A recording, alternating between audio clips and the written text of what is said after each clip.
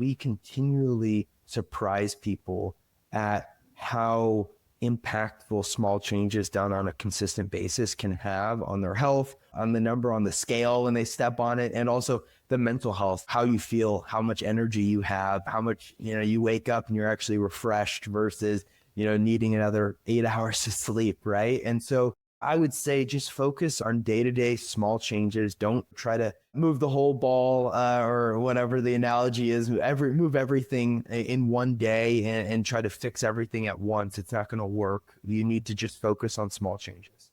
Welcome to Drive, the podcast for truck drivers who are looking to enhance their lives both on and off the road, and for carriers looking for that perfect fit trucker.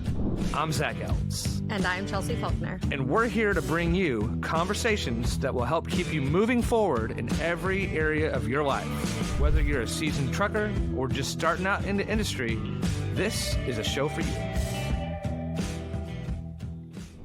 Hey, Zac. So we just wrapped up that conversation with Dr. Mark Manera, and I am so excited about everything that we talked about and how much information that he dropped on us and really the conversation overall. I mean, it was super relatable, super down to earth, and I feel like it was a good conversation. What were some of your favorite topics? Obviously, he's a natural. You couldn't get a better ambassador for the brand, and by the brand, trucking. Finding somebody that is motivated, passionate, and has a mission like this guy does, I think that's the breath of fresh air. I think that's just the oxygen that the industry needs. So the exciting topics were that we're talking about the health of drivers. The exciting topics were that, there's this atomic habit focus shift, whatever you want to call it, on flipping the industry and the words that you would like to use into one that's no longer something that people are just kind of riding or dying, but more or less intentionally living. And so that to me is probably the biggest piece of meat that I got out of this. Absolutely. And I love the shift that they're really bringing in, hitting the dynamic between going from that older generation of drivers and what they were looking for to moving into the newer generations and making sure that that cultural shift of what the newer generation of driver is looking for and making sure that the companies are aware of the fact that we're not going to get away with the same thing that we got away with 20 years ago. These drivers are not looking for the same thing. And if we're not ready to shift and make the changes, then things are we're starting to go downhill for us. Yeah, and the fact that he is so informed on the issues. He understands the marketing of it. The drivers that have gotten to a point, and you typically find something out when you're going to the doctor. So the fact that they're able to address it then and then really just kind of honing in on what's important and then bringing it back around to being a vulnerable person. Those are all sorts of things that I think will have a bigger ROI in the big picture. So kudos to Mark for what he's doing. And it's exciting to watch him also be just as excited, if not more excited, than the people that he's meeting, because you can tell that he knows he's making a difference. Now, he's a humble guy. You could tell instantly that this guy's got humility, which truckers, they can tell. We talked about with Sean and Brad, they've got the biggest BS indicate light that's out there, but you can tell that when he walks into a room with these guys and gals that they would love nothing more than to hear him talk and hear him share, because there's something to learn when he starts talking about this, that's for sure. Absolutely. And with somebody who has really found their mission, when somebody has found their passion in life and they get that excited every time that they enter a room with who it is that they're speaking to, you would be hard pressed to not learn something when you come into his company. And I love this Offshift name. To me, it's like you're not at work, you're off shift. You're not on shift, but you're always on something, but you got to get moving. So even if you're off shift, you can do things to make your life better. And listen, he came on for our season too, when we were just kind of trying to figure out what we were doing with Drive. And it's nice and exciting to see from that perspective where he was, and from this perspective where he's gone and where he's moved the needle in the industry. Because if, he was generous enough to say that he doesn't get involved in politics and those types of things, but the things that he's doing should have an impact in politics. Now, he doesn't have to be the one doing it, but, someone else can bring that up and bring it to the table, and should, because that's the responsibility of those that are actually wanting to make a difference versus the ones that just pretend like they want to. Absolutely. Well, before we get too deep into all of the serious conversation here, let's go ahead and get jumped over into the conversation that we all came here for. And let's hear from Dr. Mark Manera himself. What do you think?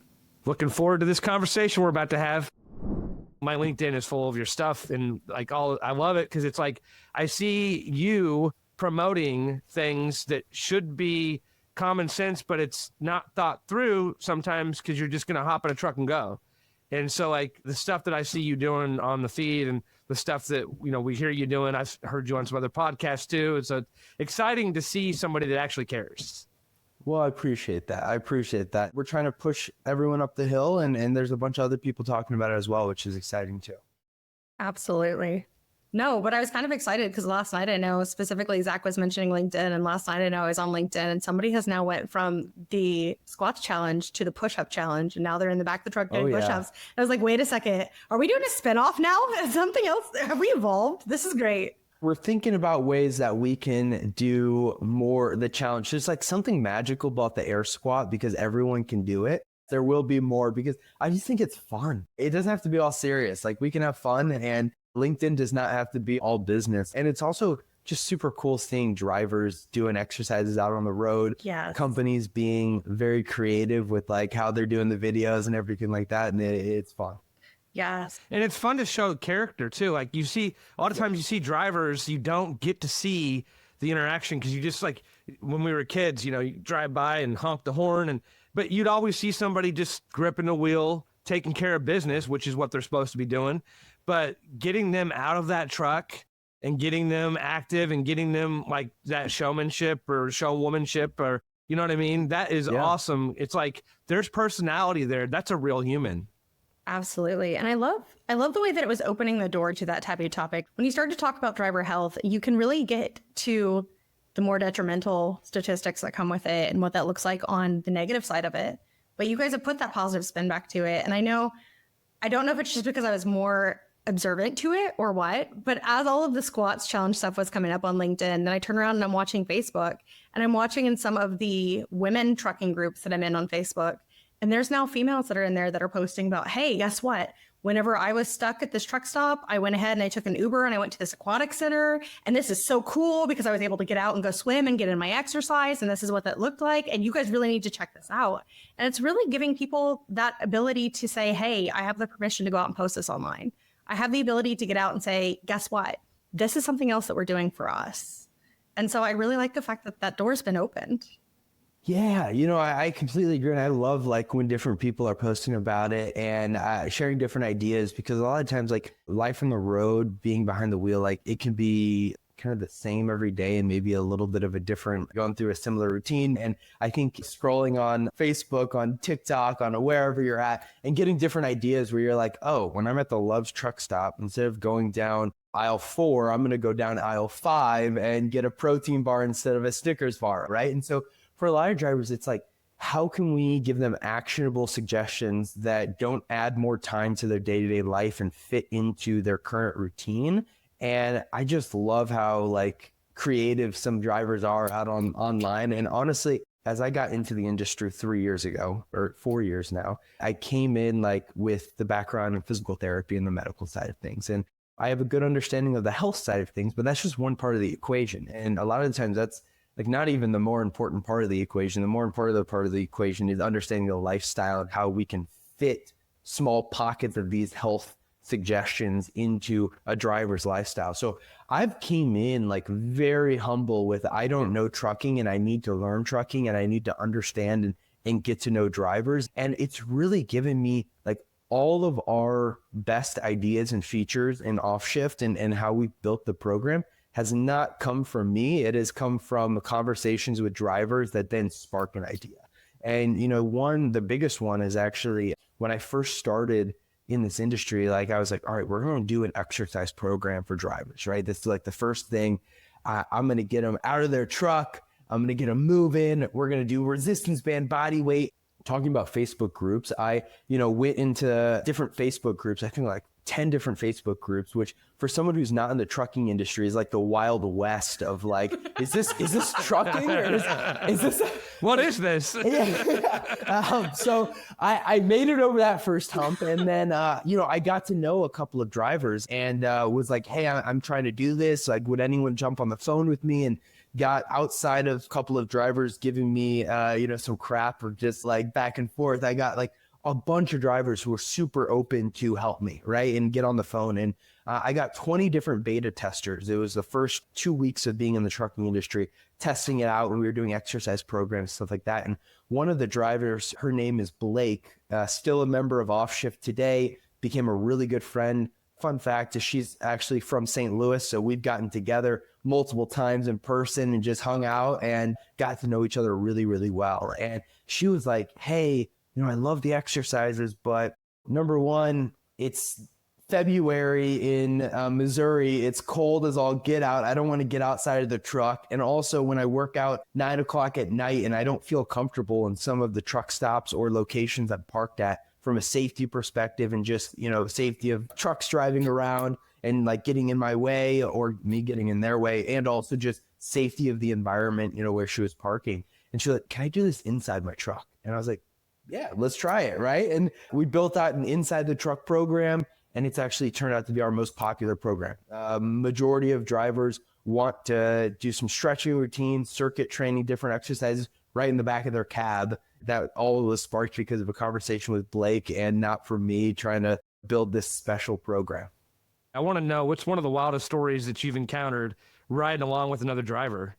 I don't know if there's anything wild. I would say more so it's opened up my mind of how friendly people are when you meet them where they're at and you are just lead with curiosity and you actually care and you're intrigued.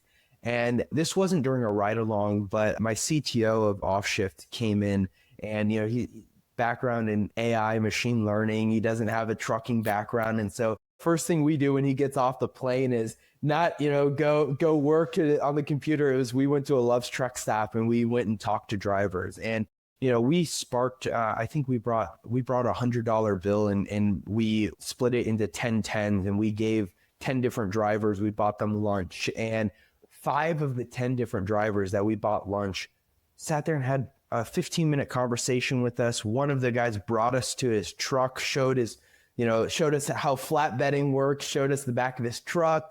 We were telling him about what we do. And he's a big fitness guy. And so it was just like really eye-opening of just a lot of people can look like have a hard outer shell and like kind of not look super, I want to walk the other way or, not really friendly. But if you lead with that curiosity and you're just a nice person, 99% of the people are excited to talk, especially drivers are excited to talk, are willing to talk and willing to share their perspective because most people just don't give them the time or space to give their perspective and share.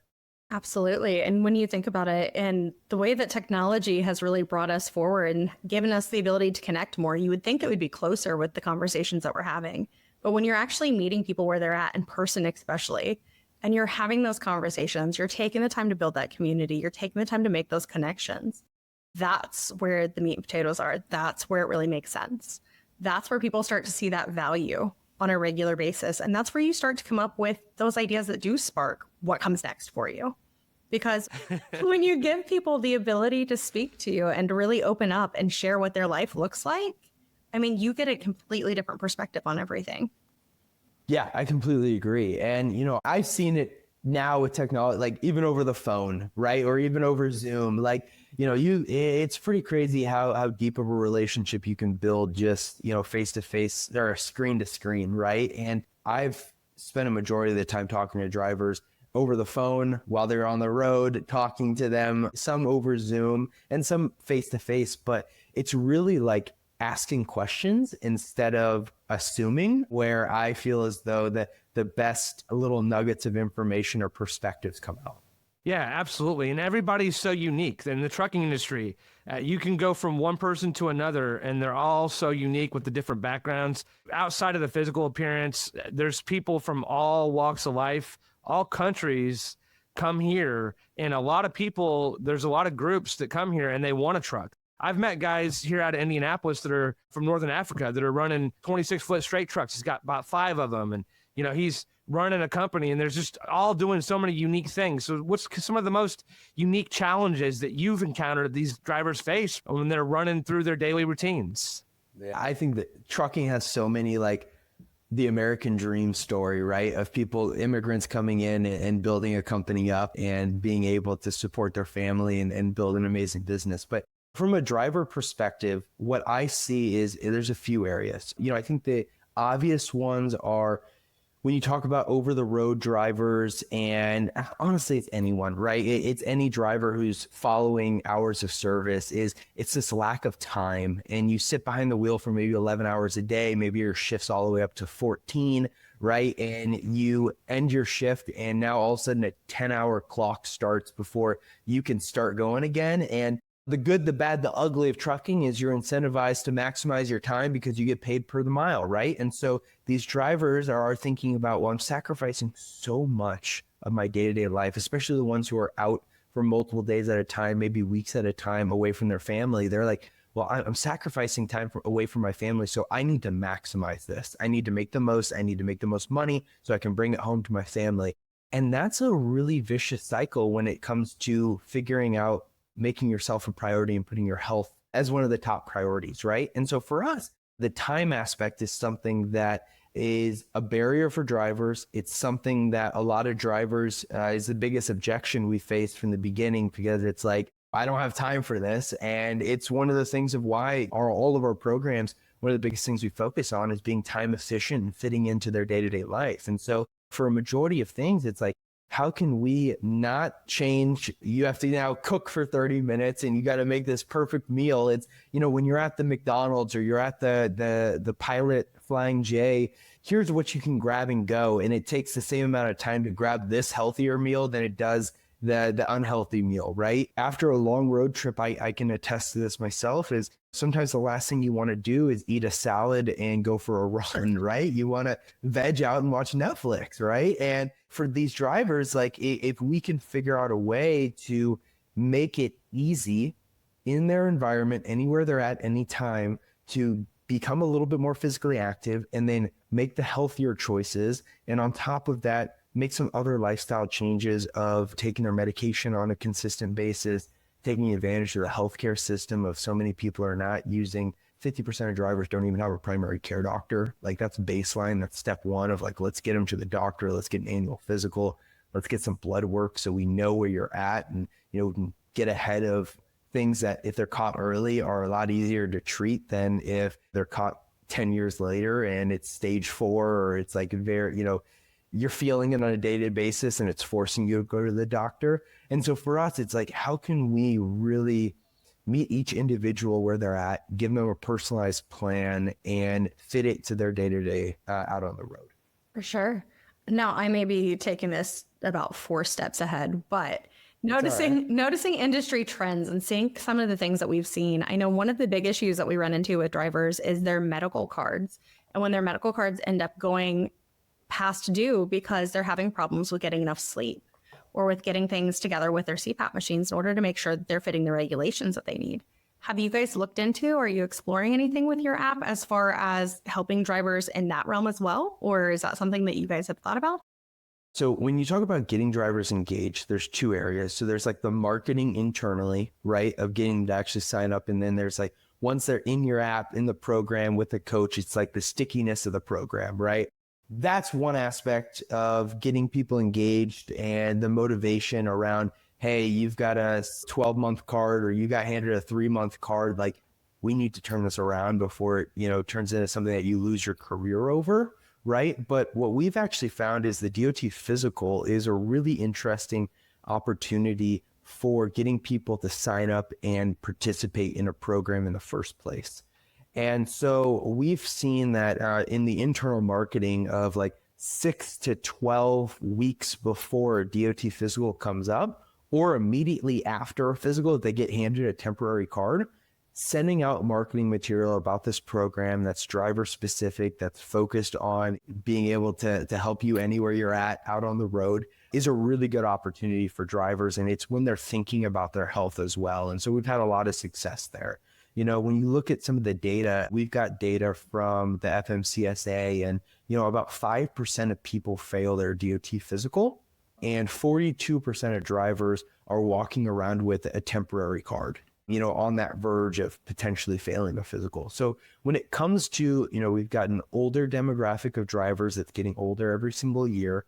We've got drivers that are not the most healthy people in the world. And you also have a group of people who they have to pass this physical to do their career. And the longer and longer we go about this, the more and more companies are seeing health-related turnovers. And so for us, one of the ROIs and one of the things we're thinking about is like, how can we cut down the likelihood of a health-related turnover and provide, obviously save a ton of money of replacement costs. It's almost like a trucking company in and of itself, because you have these businesses that sometimes don't do a lot of preventive maintenance. And so they just deal with the truck when the light comes on or when something finally breaks down. And so you're kind of, it seems to be like seeing that happen within the industry. The people are also doing kind of the same thing, because like you mentioned earlier, to your point, there's only so much time, there's only so much energy, there's only so much effort. So like once the light ticks on, it's like, whoa, but why not perform a PM? Why not do an overhaul or an overhead? You know what I mean? A lot of companies may not want to do an overhead until it actually has to be done. So like, why not just step back and do some preventative maintenance for yourself, mentally, physically? I mean, because your mental health is just as important, right? I completely agree. It's like the perfect analogy that you can use, because these companies are spending tens of millions of dollars a year on preventative maintenance of their equipment and making sure they're up to speed for safety issues and all this other stuff.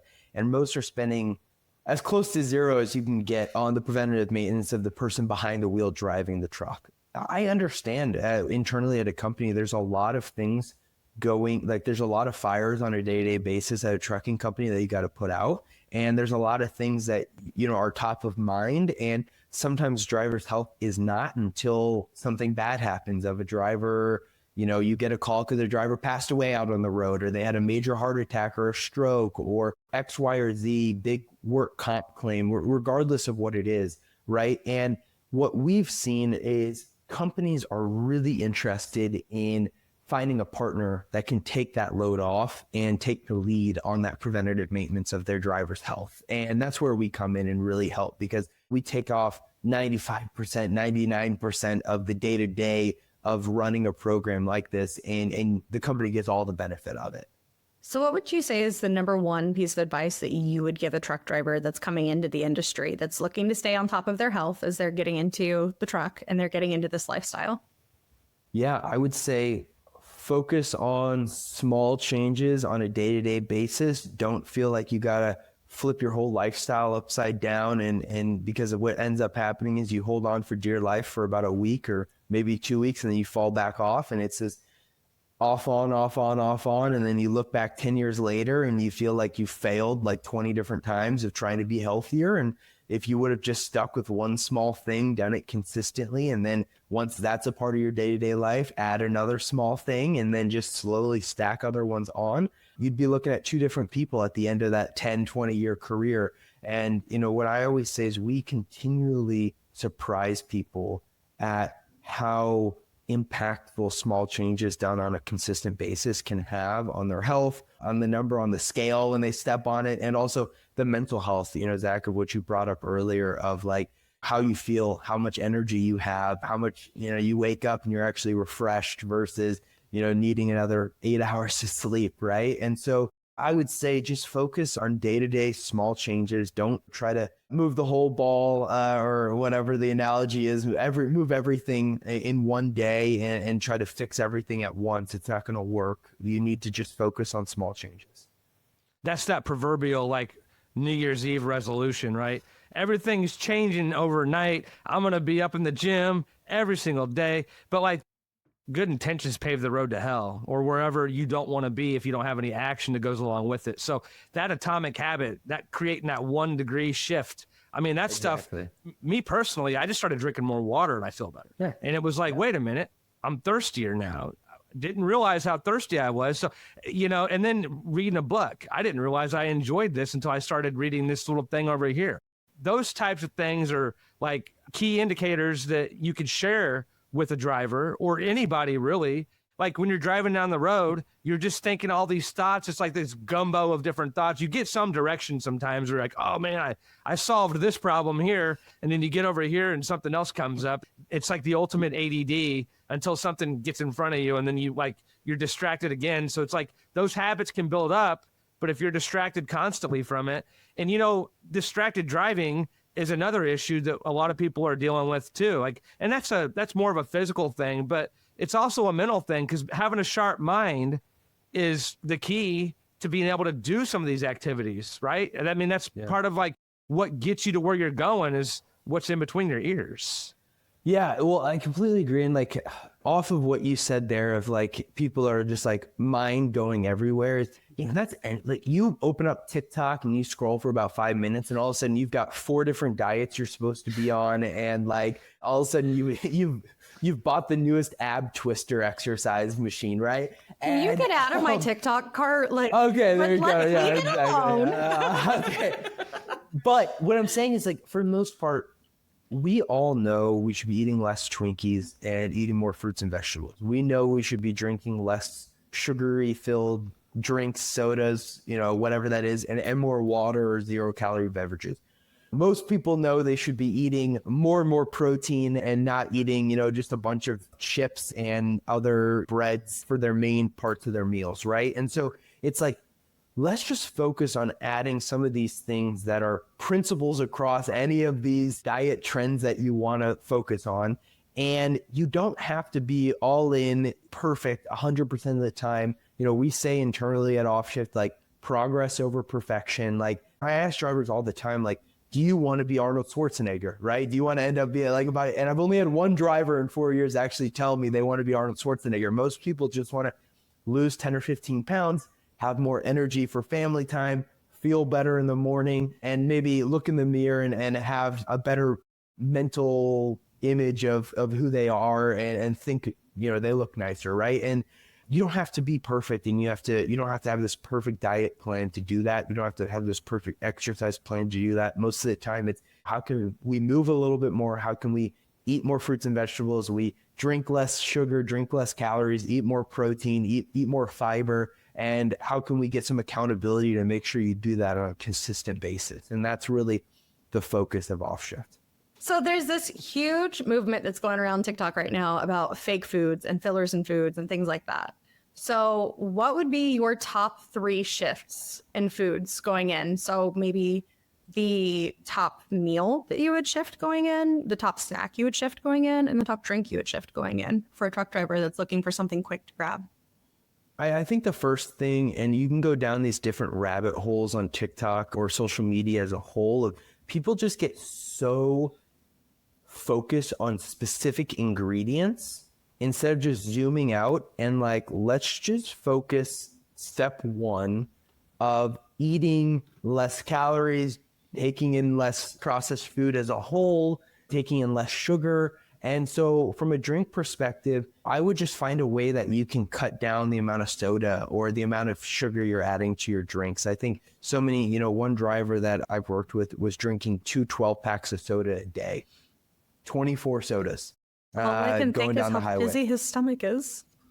I know, right? And you say like that's crazy, but you go and you get a giant like what is that, 36 ounce, 48 ounce, or whatever that is.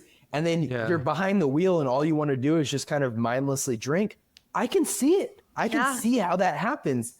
And what we did for that person is all we did is we slowly worked on drinking. Actually, we switched from regular soda to diet soda. And then we started adding in more water, and he didn't like plain water. So we added in some of like the flavor enhancers, and he was drinking some 0-calorie fruit punch. And all of a sudden we got rid of all the regular soda, and who would have known his diabetes was controlled and he was losing weight from that one switch alone, right? And so for a driver, like I always think like, try not to drink your calories. Try not to cut down the amount of calories you're consuming through beverages. And I drink diet soda every once in a while. Like there's nothing wrong with diet soda as a whole.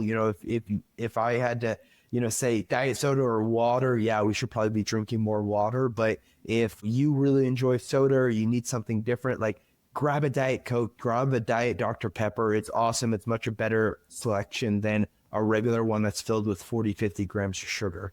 From a snack perspective, I think, and just in general at the truck stops, is all of them have protein bars. When you're looking at a protein bar, I would say look for something that has, 20 grams of sugar, 15 grams of protein or up, and 1 or 2 grams of sugar and below. So like Pure Protein, they taste awesome. They're great. Quest, One Protein, like all of those are at truck stops. There's a ton of them. And then also all of them have fruits and vegetables that you can grab and go. And they also all have different, like some of them have hard-boiled eggs. Some of them have different, even like wraps and sandwiches that are better options than going and getting a roller dog or going and getting a couple slices of pizza. And those are great ideas. I mean, why? And that's just a thought process. That's just a kind of a recurring operant conditional thing, right? Once you've done it once, it's like I have a problem with procrastination.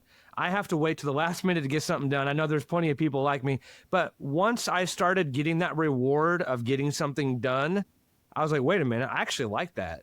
I don't want to wait to the last minute because I felt like I was under pressure. So I feel like there's some similarities to showing someone else how to get something different, how to not be afraid to reach out and try something new, because variety is also the spice to life. So where did you develop all this passion for?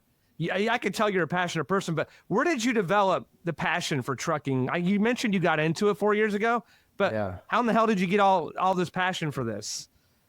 Yeah, so my background is not in transportation supply chain. 4 years ago, didn't know a single person in trucking. I knew what a semi-truck was, but I had never talked to someone who's driven it or anyone who owns them or helps them run. I have a doctorate degree in physical therapy, and so I was working in a PT clinic here in St. Louis, and in walked in a bunch of truck drivers, and it was my first time getting to know some on a personal level. And it was also the first time I saw what 20, 30 years behind the wheel can do to someone's health. And it just threw me down this rabbit hole. I'm a little bit of a research nerd. And so I dug deep into some of the research of just health of drivers because I was seeing it in the clinic. I was hearing stories of drivers, and man, I was shocked at some of the stats I saw. Truck drivers as a whole have the highest rates of obesity and diabetes among any other occupation in the United States. They've got 2 times higher rates of hypertension and depression compared to the average U.S. worker. And really the thing that struck me the hardest was the fact that truck drivers die 16 years earlier than the average American. And coming from the healthcare side of things, I just don't believe anyone's career should define their health like that. And it was so obvious to me that it's happening in trucking. And when I was looking at the options that drivers have out there, all of the solutions are all industry agnostic, which means they're built for someone who works in a cubicle and just handed to a driver as an afterthought. And so if a program that's supposed to help with the lifestyle changes is being handed the same program to a software engineer who works at a computer all day and just gets up and, maybe they work from home and they're at home all day, and then handed to a driver who's on the go, is driving for 11 hours. Like, it doesn't take a rocket scientist to realize that it's just not going to work, right? And then you also get to know these people, you get to know the industry, you get to know the culture and the language that drivers use. And, it makes complete sense why all of these are just getting no engagement and no one's using them, because it's not speaking to drivers. It doesn't fit into their life at all, and it doesn't understand what they go through on a day-to-day basis. And so I saw a really big opportunity to build something special for the industry. And, honestly, I have an entrepreneurial itch and bug inside of me. And, like you said, I'm very mission-driven as a whole, and it feels as though, I kind of just was searching for that mission, and trucking fell into my lap. And it's just been something that, like, I really feel as though I can be a huge impact on a lot of drivers and hopefully change some of those statistics as well. Well, it seems like you already have been a huge impact. So as you keep going, I just want you to acknowledge the fact and celebrate the fact that you already have been a huge impact. Well, I'm trying. I appreciate that a lot. Yeah, there's so many different things that go into the trucking industry itself. There's so many different avenues. Like you mentioned, flatbedding. You could haul reefer loads, which for people that Everybody that's listening to the podcast probably knows what reefer loads is. People that don't listen, it's not your, the famously legal drug that's somewhere, some states allow and some don't, but still illegal to consume if you're a truck driver. And there's a whole another podcast that we could talk about with regards to all that kind of stuff. But really, like, what are some of the policies that you're seeing and regulations that you're seeing that are, like, you mentioned your passion was developing from people that are truck drivers being treated like someone behind the desk, right? Dealing with things that they can't, like, actually get out and do. What are some of these policies and regulations that are coming from our leaders, from our government, from our leadership teams, groups that are running our country and our trucking companies that are saying, hey, listen, we hear you drivers, we see you drivers, we want to help you. What are some things that are being done? And if not, what do we need to do? Yeah, if I had that answer, I don't know if I'd be running a digital health company. Yeah, I try to stay away from politics as a whole and focus so much on. I don't see too many regulations focus on healthcare, specifically in the transportation industry. What I am seeing as a whole in the industry, and maybe this touches regulation, maybe this is just more at the executive and just higher level as a whole, is more and more trucking companies are catching up, I would say, from a strategic standpoint on different ways that we can reduce risk. The amount of nuclear verdicts that are coming out, the amount of fear that's coming out in general of lawsuits and safety behind the wheel. And then also, trucking companies are running low margins. And so those margins are ate up by things like work comp claims and healthcare costs, specifically if they're self-insured or hold some of that risk if they're in a captive group or level funded. And so, what I'm seeing is the smart executives in the trucking industry are looking at different ways to reduce risk and reduce costs. And one area that has it's been in the forefront of a lot of people's mind is the health of drivers.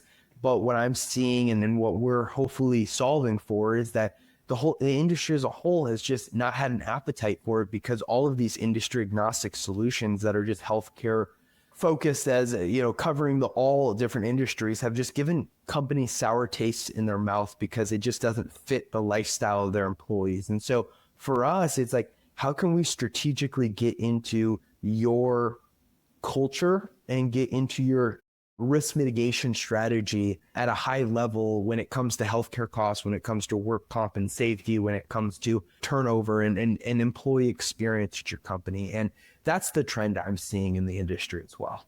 You just said the word that I was waiting for, which is culture. And I think that's where we're going to start to see the biggest shift, is as the culture starts to shift with more of the companies, especially the bigger players in the industry, from being so much of load focused and how soon can we get the load here to there and everywhere, to being more driver centric and realizing the fact that these drivers are still people. And yes, they're moving your load from here to there, and we need to make sure it's getting there in a timely manner. But we also need to make sure that we're acknowledging the fact that there's people that are moving these loads from one place to the next.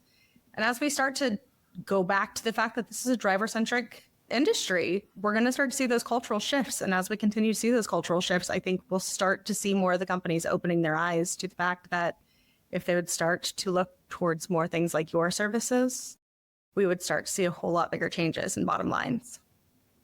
Well, I couldn't agree more, right? And we know that the demographic in the industry is older as a whole, and transportation has had its struggles with getting the next generation into it, right? And recruiting millennials, Gen Zs to become a truck driver. And speaking as one and someone who is in the younger generation, I can tell you that if you're not thinking about how you can improve the quality of life of your employees, or how you can provide benefits that are not just check the box and, oh, okay, cool, I offer health insurance, whatever it is, but you're not actually helping these younger drivers live a healthier life, live a better quality of life out on the road, they're not going to work for you.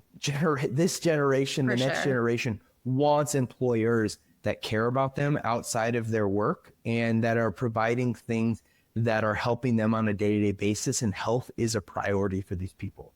And I'm seeing that happen in the industry. I'm a part of the Next Generation in Trucking Association. They're putting CDL schools in different high schools and different community colleges across the country. And I helped build out and review their curriculum. And we actually have something specific for health, which is awesome. We're talking about it during CDL schools. But I can tell you right now that the 18, the 21-year-old, the 25-year-old who's thinking about maybe trucking or transportation, they want companies that are not just going to go and run them through the ground and then they have to leave in 90 days or 30 days. They want a company that cares about them, sees them as a human, and is offering things that they're interested in, they care about, which is health. People are looking for connection, right? People, the generation that we're talking about right now, the traditional generation of trucking, it's get it done. That windshield right in front of you, you can grit, you can buck through it.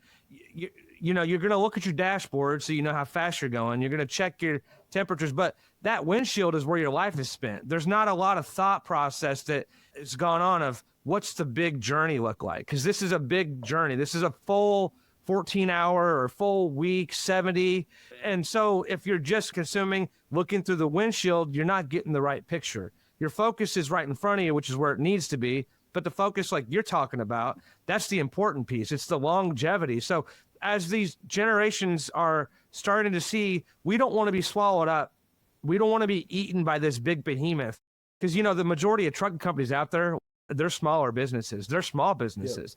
Yeah. And their margins, which I'm sure yours are too, because you're looking with truck companies, your margins you're not making your fat cat off one company. You're not making it off one thing. You're going to make it as people start to develop better habits. That's going to be your reward. And of course, everybody that runs a business has to be able to make their bills. You got to be able to make things to work right. But without offering people something that's bigger than themselves, we're going to leave them all high and dry in the rearview mirror. And then we're going to do this thing all over again. And then no one's going to want to get into trucking. I see these blue collar jobs. We did a podcast with the guys from Trollco, and they do all the clothing that is for blue collar workers. And so I follow a lot of these people on Instagram, and you see electricians and people that are young. They're going into some of these trades. And to me, that's super exciting because they're connecting with something that's bigger than themselves. They're connecting with something that's outside. And so watching all these groups that are kind of coming together, you can call it blue collar. I like to say no collar because I like to just go out there, and I'm wearing a collar. So that really adds to that. But what are we talking about? Personal advice that you would give to somebody that's trying to decide, how do I connect? How do I get with other people that have a like-mindedness? You're offering an app, but are there other things in our technology that's out there that people aren't aware of to connect health-wise or connect on like-minded issues when it comes to their mental health or their physical health? Like the Facebook groups are one of them. But what are some other different ideas that might be thinking outside the box? Yeah, I mean, for a lot of people, especially drivers who are maybe potentially can put a headset on and talk, is most people probably have a couple of people in their head that they've been wanting to reconnect with or they've been wanting to talk to. And, I would just challenge you to open up the phone and press, dial their number and re-spark the conversation and just have a conversation with them and catch up, right? That goes so far.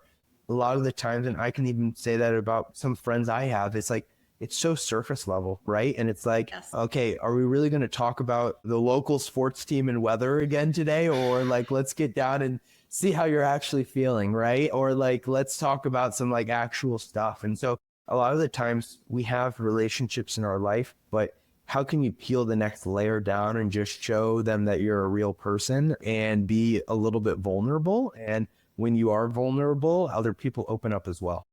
I swear most start conversations that I have with new people all the time now with, are aliens real? Something that's going to make them start to dig rather than what's your favorite color? Because I can't stand just the surface level conversations that are happening nowadays.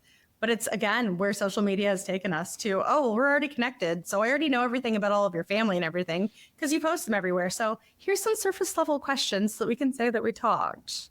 Now what? Give me all of your deep and dark and twisties. Let's talk about all the good stuff. Yeah, exactly. You can just imagine our conspiracy conversations that Chelsea and I have on a daily basis. Her TikTok stuff and then all the different rabbit holes that you could go down. And that's the beauty of one of the things, and I've said this before, but one of the best things that I've found in this industry is these people, drivers, it doesn't matter what you are. Whether you're working at a terminal, you're a driver, you're a mechanic, they are the neatest people. They have the wildest experiences. and I say wild, I don't mean it in a way that's like a roller coaster. Just a story that somebody brings to me is something, everybody's so unique. It's like a fingerprint. And so the thing that I love is everybody comes from somewhere. Everybody means something to someone. So I feel like what you're saying is find that meaning in the people that you're with, because we're so focused on sometimes things that may not always matter at the end of the day. Your job is important, but like, if you're not being vulnerable, being a person, then what are we actually even doing here? Like, what's the whole point if we're not going to share something? If our next currency or the next step in life doesn't involve sharing the relationship and the beauty of the world that we're living in, then what's the whole point of this anyways? And that's way too deep. No. But well, all right, Zach, do you believe in aliens? As long as this podcast is not titled like aliens, pyramids, and 9/11, like we're okay. Like we okay. Little did you know that's what you were signing up for when you came on here. But what I was, that vulnerability, I think, even goes to the manager level and the executive level, and like it's great on a peer-to-peer level, but can you imagine driver managers peeling that level up and showing that amount of vulnerability to their drivers, or asking those types of questions that actually, and not just asking them to check off the box, but asking them caring on a human level, or even the C-suite at companies taking the time when they're walking through the terminal and talking to each person and getting to know them. And obviously, if you have 10,000 employees, you can't get to know each person on an individual basis, but you can get to know a handful of them, right? And I would bet getting to know a handful of those people really opens up some perspectives on the business and your day-to-day life that maybe you wouldn't have seen if you didn't take that time. Yeah, you can learn a lot just by paying attention and getting involved with somebody else, even asking a question. I remember when I was younger, there was a Russian couple that used to come to this place that I manage, and I knew Russian to the extent that I could say hello. And I said, Zdravstvуй, меня зовут Zachary, and these people were just enthralled. They were bringing me chocolates. They were bringing me all these different things because no one would talk to them. No one would connect to them. And all I did was say, hi, this is my name.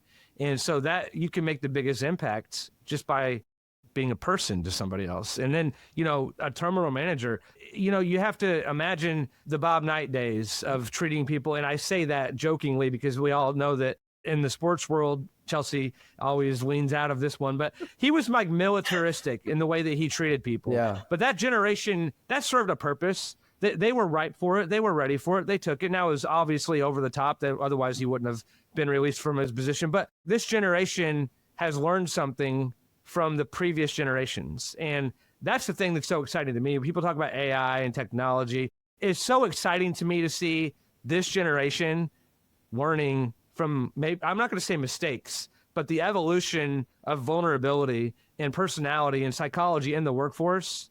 That's, to me, super exciting, because the connective tissue of your workforce is the culture. And if you don't have a good one, people aren't sticking around any longer and having a stroke to try to wait to be replaced. And I don't mean that in a bad way, but that would be the nitty gritty of like, I can work this thing out. I can ride this thing out.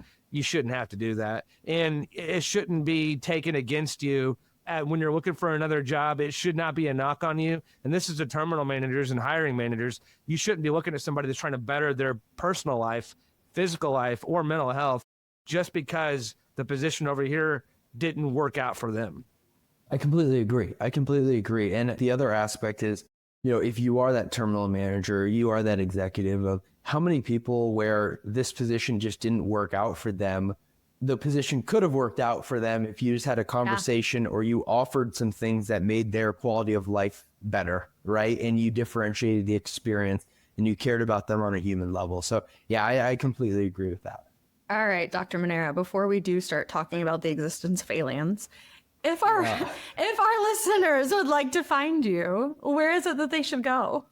Offshift is my company's name. So offshift.ai is great, is our website. And then you can find us on social media at Offshift, sometimes Offshift Health. And then if you want to follow me on LinkedIn, Dr. Mark Manera. I was saying, you've got a couple of conferences coming up as well, do you not? I'm speaking at DECA, which I heard there's a lot of staffing companies that are going to be there. Or are you guys going to be there? Or are you a part of that? Listen, I screenshotted it this morning to send to these guys because I saw where it was. Yes, I would like to be there. We're going to see what happens with that. All right. Nice. But yeah, so speaking, I think that's the only one right now that I'm speaking at.